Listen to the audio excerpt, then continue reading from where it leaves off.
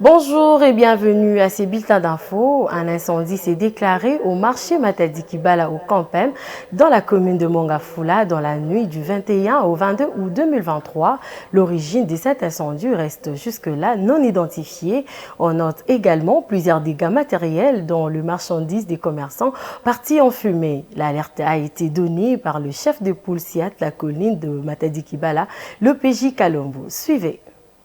Le marché Matadi Kibala, situé vers les Campem, dans la commune de Mongafula, a pris feu. Cet incendie d'origine inconnue a commencé dans la nuit du lundi 21 août à partir de 23 heures. D'après certains témoins sur place, un court-circuit serait à la base de ces désastres.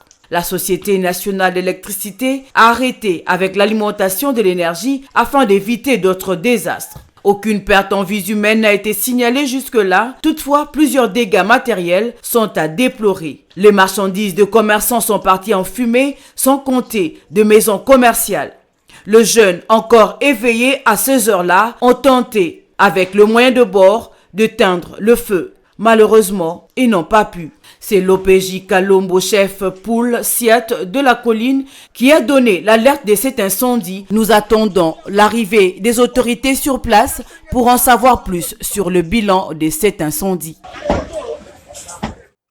Le député provincial du Nord Kivu et de l'Ituri plaide pour la prorogation du délai des dépôts des candidatures à la députation provinciale, étant donné beaucoup de candidats étaient à Kinshasa pour participer à la table ronde sur l'évaluation de l'état de siège dans ces deux provinces. Jocelyne Maxiala pour le détail. En principe, c'est ce mardi 22 août que se clôture le dépôt des candidatures à la députation provinciale sur toute l'étendue du territoire national. Cependant, plusieurs candidats et partis politiques, voire regroupements politiques, sont en retard. Parmi ces retardataires figurent les députés provinciaux du Nord Kivu et de l'Ituri. Ces élus demandent à la CENI de prolonger la date limite de ce processus, vu qu'ils étaient conviés à participer aux travaux de la table ronde conviée par le chef de l'État sur l'évaluation de l'état de siège dans leurs deux provinces respectives. Devant cette urgence, ils étaient obligés d'arrêter avec la constitution de leur dossier pour répondre à cet appel urgent du président de la République. Nous sommes venus ici à Kinshasa pour la table ronde convoquée par le chef de l'État.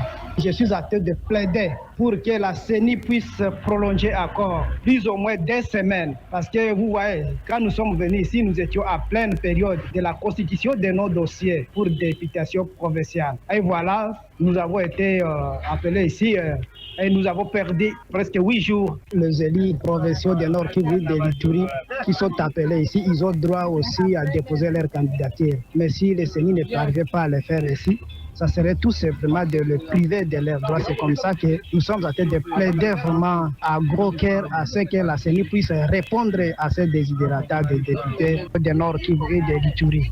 Entre-temps, l'examen des contentieux des candidatures se poursuit à la Cour constitutionnelle. Le ministère de l'enseignement primaire, secondaire et technique a publié le résultat de l'examen d'État édition 2022-2023 des 6 provinces éducationnelles telles que prévues ce lundi 21 août. Il s'agit de Kinshasa-Funa, Kinshasa-Plateau et 4 autres provinces. Les noms de meilleurs lauréats ont été dévoilés pour toutes les 6 provinces éducationnelles concernées. Suivez. Tel qu'annoncé, la publication de résultats de l'examen d'État session 2022-2023 est effective ce lundi 21 août 2023 dans la province éducationnelle de Kinshasa-Funa et Kinshasa-Plateau ainsi qu'au Kwango 1, Maïndombe 2, Lualaba 2, Kasaï Oriental 1. Le ministère de l'enseignement primaire, secondaire et technique renseigne que le résultat de ces lauréats des provinces éducationnelles sont déjà disponibles. Comme annoncé, lors de la réunion entre le ministre de tutelle et les membres du jury national, tous les résultats seront publiés avec l'intervalle de 2 jours pour chaque 6 provinces éducationnelles pour éviter la saturation de réseaux des sociétés de téléphonie cellulaire chargées de le rendre public. Cette publication vient mettre un terme à une série de spéculations qui ont fait couler encre et salive au sein de l'opinion faisant état d'un refus des corrections des items par les inspecteurs commis à la charge suite à l'impayement de leurs primes de prestation.